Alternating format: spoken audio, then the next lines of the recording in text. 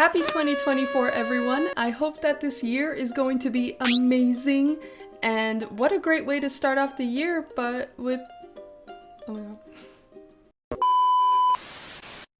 And what a great way to start off the year with sketchbook ideas, because I have a sneaking suspicion that you might have gotten a new sketchbook, because I too have gotten a brand new sketchbook. But before even starting this new sketchbook, I really want to fill up my old one because it is super close to finishing and I really just want to finish that off before starting the new one. So if you're like me who just wants to fill up an old sketchbook, or if you just want to start your new one, then hopefully this video is going to be helpful because I have 5 ideas on how to fill up your sketchbook pages, and let's just go ahead and start with number 1. The first sketchbook idea I have for you is to draw patterns. Patterns can be found almost anywhere, from clothes to household items and in the outside world. Washi tapes are a great source to finding patterns that you can draw because they are so versatile. And I like how they range from very detailed patterns to simple patterns, so you get to choose the difficulty level that you want to practice. For my sketchbook, I chose 3 washi tapes and then cut them into small strips. I made sure to leave some space next to each tape because that is where I will draw the pattern. Once it's ready to go, I went ahead and drew the patterns.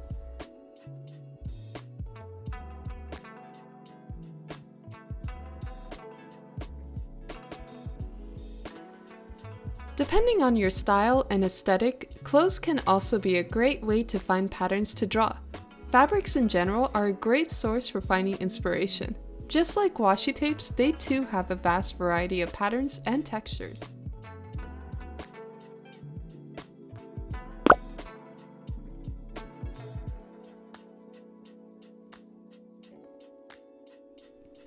I found that beach towels are always fun to look at. Not only do they have fun designs, but the colors always stand out to me.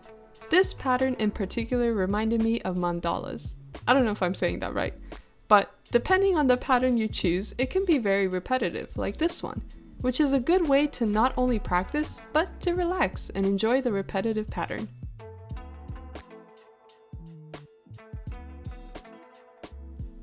The last pattern suggestion I have for you is crochet. Yes, you heard me right, crochet. When looking at crochet, it's almost mesmerizing.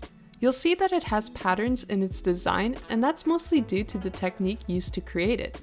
Almost every crochet piece has a different pattern, which can be hard to try to translate into drawing, but it is a good practice to try to draw textiles.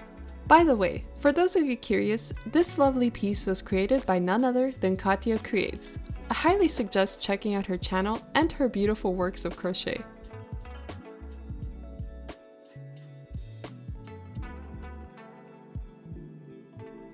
Like I said, patterns can be found almost everywhere, and it really does help fill up your sketchbook pages. Some came out better than others, but that's all part of practicing. The next sketchbook idea is still lifes. For those of you that don't know what it is, it's a genre of art that involves depicting inanimate objects. The best part of still lifes is you get to choose the composition, lighting, and color. You can make it as grand or as simple as you like.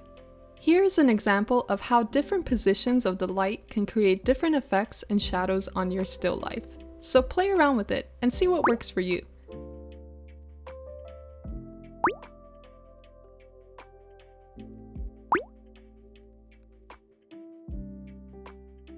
For my still life, I chose to go with a simple composition, focusing on just the shapes of the objects.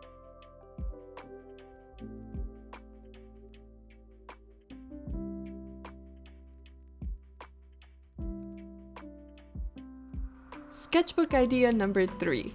Use nature as inspiration. Nature itself is very beautiful, so use it to your advantage. This is a great time to even level up your photography skills as well. You could try to create your own reference photo, which you can later use in your sketchbook. The best part about nature is it holds everything we already talked about, from patterns, colors, lighting, textures, and so on. Here's the photo I took of a lemon that looks like an orange, and I'm going to use it as reference for my drawing.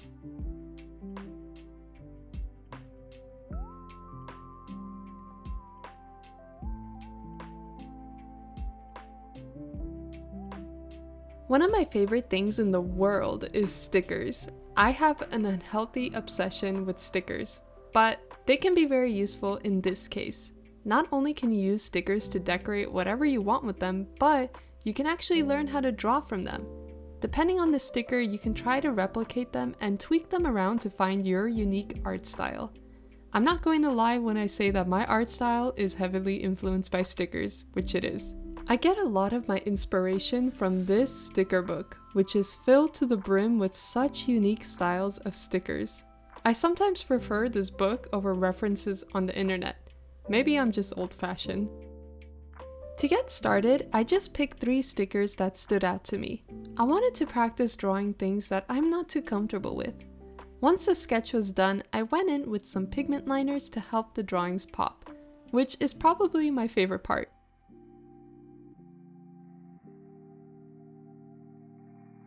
After some erasing, the drawings are done.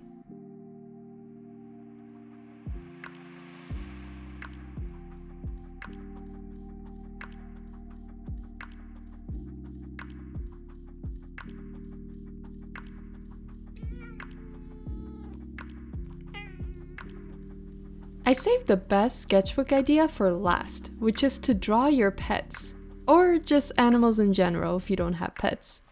Recently, I've been really enjoying trying to transform my cats into cartoon characters, which can be challenging, but I think a challenge is the fun part. This is also a fun exercise to try to get certain attitudes and personalities across with your drawings. For my cats, the challenging part was their coats and colors. For Yumi and Sophie, I had to simplify their coat colors and try to make them simpler but noticeable. As for Pumpkin, she is a fluffy beast, and I think I got her fuzziness down. Although I went over her eyes a lot and ended up ruining the paper.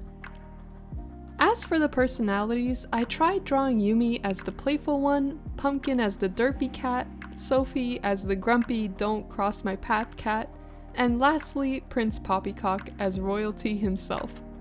I had so much fun with this that I decided to practice more with Yumi, and as you can see, I got carried away.